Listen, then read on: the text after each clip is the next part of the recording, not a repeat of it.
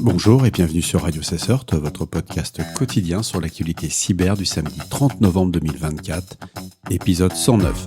Je suis Marc-Frédéric Gomez, en direct du Terre du Berry. Il est 21h30, j'espère que vous allez bien.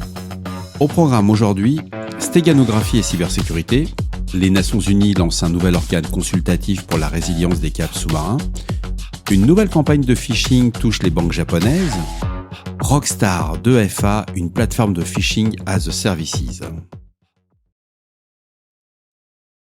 Vous trouverez bien entendu tous les liens qui m'ont permis de créer cette revue d'actualité dans la description de cet épisode.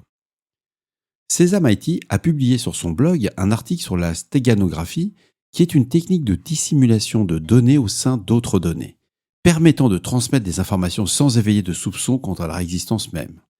Je vous propose de faire un focus sur cette technique, qui est quand même très vieille, mais assez intéressante. Contrairement à la cryptographie, qui rend un message illisible sans clé de déchiffrement, la stéganographie vise à cacher l'existence du message en l'incorporant dans un support autre tel qu'une image, une vidéo ou un fichier audio. Les cybercriminels exploitent diverses méthodes de stéganographie pour mener des attaques du type injection de contenu. Ils vont ajouter des données malveillantes dans un fichier autre sans altérer perceptiblement son apparence ou son dysfonctionnement. Substitution de données. Modification de certaines parties du fichier hôte, comme les bits moins significatifs, ce qu'on appelle les Less Significant Bytes, c'est le LSB, pour y insérer des informations cachées. Il faut savoir qu'une variante du cheval de Troie bancaire Zeus, connue sous le nom de Kins ou Zeus VM, télécharge une image depuis un serveur distant. Cette image, apparemment anodine, contient des configurations malveillantes dissimulées via une stéganographie permettant au malware de fonctionner sans éveiller les soupçons. L'utilisation de cette technique dans les cyberattaques présente plusieurs implications. On peut dissimuler des malwares, on peut exfiltrer des données, et surtout on peut faire de la communication ce qu'on appelle clandestine. En un mot, sortir de l'info sans que ça se sache. Le malware Syncrypt, identifié en 2017, récupérait un fichier zip caché à la fin d'une image JPEG, et ce zip contenait des composants nécessaires à l'infection de l'ordinateur ciblé.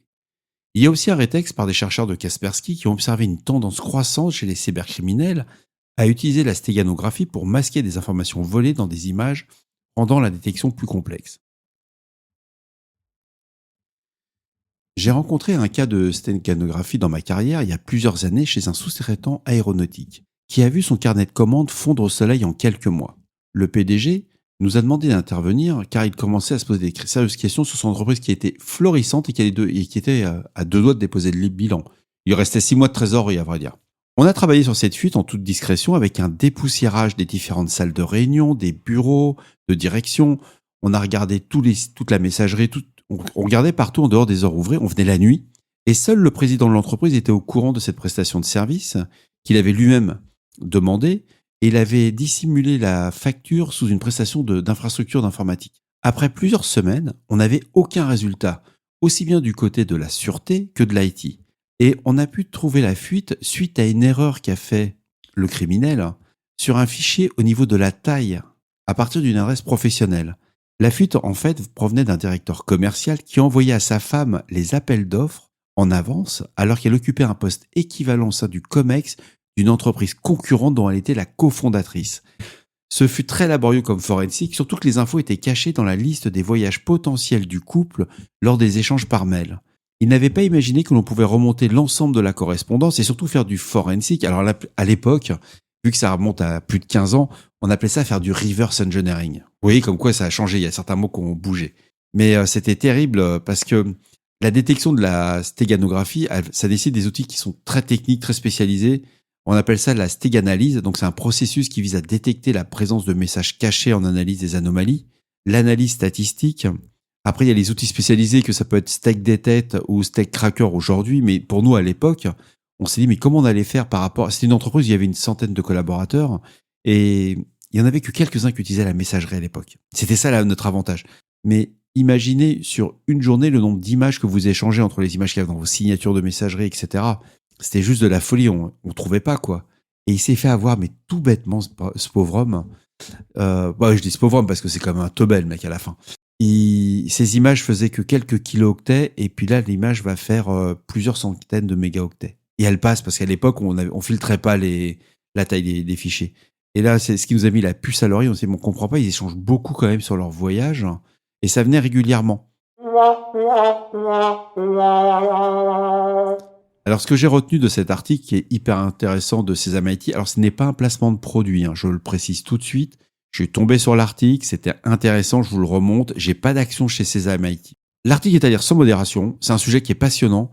Mais ce qu'on retient, c'est que pour détecter ce type d'attaque, il faut vraiment s'entraîner, il faut pratiquer, il n'y a pas de secret. The Record nous informe que le 29 novembre 2024, soit hier, les Nations Unies, en collaboration avec l'Union internationale des télécommunications et le Comité international pour la protection des câbles sous-marins, ont annoncé la création de l'organe consultatif international pour la résilience des câbles sous-marins. Ils ont des métiers formidables, ces gens-là. Cette initiative vise à renforcer la protection et la résilience des câbles sous-marins, essentiels au transit de plus de 99% des données internationales. Alors, il faut savoir pourquoi ça a été fait. Cette décision elle intervient surtout après plusieurs incidents récents impliquant des câbles sous-marins, notamment des enquêtes judiciaires ont été ouvertes en Suède, en Allemagne, en Lituanie, concernant particulièrement un navire chinois suspecté d'avoir endommagé 2 câbles reliant la Finlande à l'Allemagne et la Suède à la Lituanie. L'organe consultatif, composé de 40 membres permanents et coprésidé par des représentants du Nigeria et du Portugal, se réunira au moins 2 fois par an. La première réunion, qui sera en visioconférence, est prévue pour décembre, suivie d'une rencontre en personne à Abuja au Nigeria en février.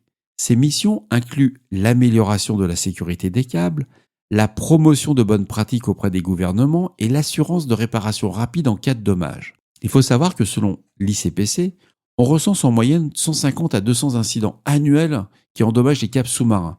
Ça nécessite environ 3 réparations par semaine.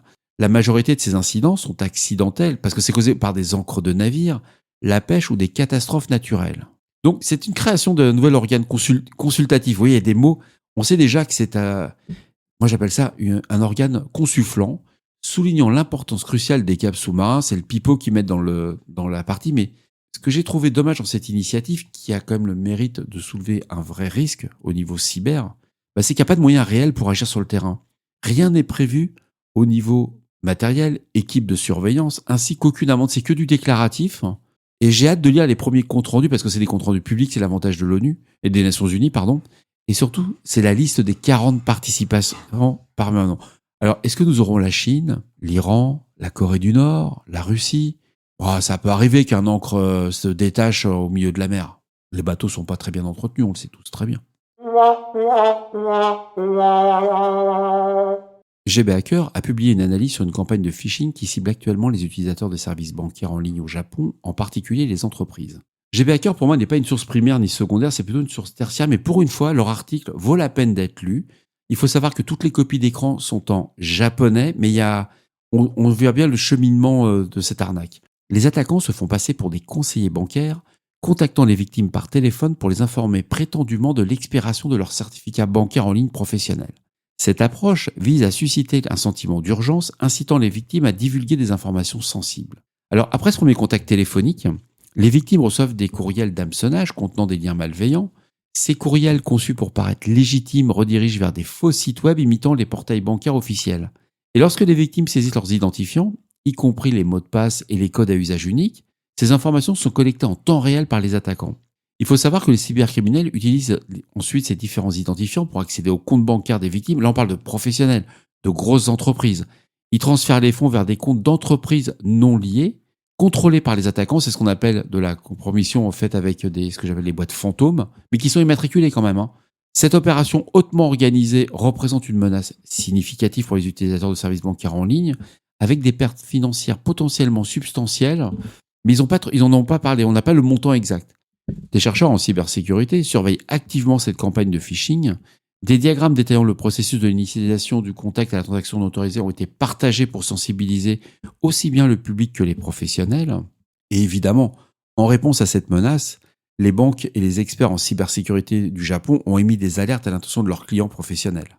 En Europe, on subit déjà ce type d'attaque depuis plusieurs années sur le faux conseiller bancaire, le faux conseiller en assurance, le faux conseiller en énergie. Et ça ne va pas s'arrêter.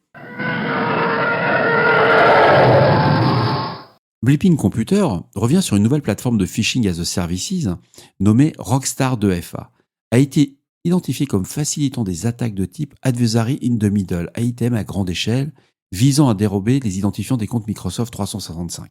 C'est passionnant comme article parce que ça va montrer le niveau de maturité, le niveau d'expertise, mais surtout le niveau technique des attaquants. Ils sont vraiment doués, quoi. Ces attaquants, donc les attaques qui vont orchestrer via Rockstar de FA se déroulent en 3 étapes. La première, c'est la distribution de liens malveillants. Facile, c'est un mail de phishing, c'est du classique. Filtrage des cibles. Avant d'accéder à la fausse page de connexion, les victimes passent par un défi Cloudflare Tunstall utilisé pour distinguer l'utilisateur humain des bots et éviter les analyses automatisées. La collecte des identifiants. Donc les victimes sont redirigées vers une page de connexion falsifiée imitant celle de Microsoft 365 par exemple. Les informations saisies, y compris les identifiants et les codes d'authentification multifacteur MFA, sont transmises en temps réel, pas dans 2 heures, en temps réel au serveur des attaquants via des scripts en JavaScript et des connexions WebSocket. Mais là où ça tue, c'est là où ça fait vraiment mal. Enfin, ils vont capturer toutes les cookies de session, donc ils agissent en tant que proxy. Le serveur AITM relaie les informations d'authentification Microsoft, obtient un cookie de session valide, le transmet aux attaquants, et ce cookie va permettre un accès direct au compte de la victime sans avoir à rejouer les protections du double MFA. Il faut savoir que Rockstar 2FA est une version améliorée des kits de phishing DatSec et Phoenix, apparus respectivement en début et fin d'année 2023, et depuis août 2024, Rockstar 2FA a gagné en popularité au sein de la communauté cybercriminelle, avec des abonnements proposés à $200 pour 2 semaines, donc ça fait $100 la semaine, ou $180 pour un renouvellement d'accès API.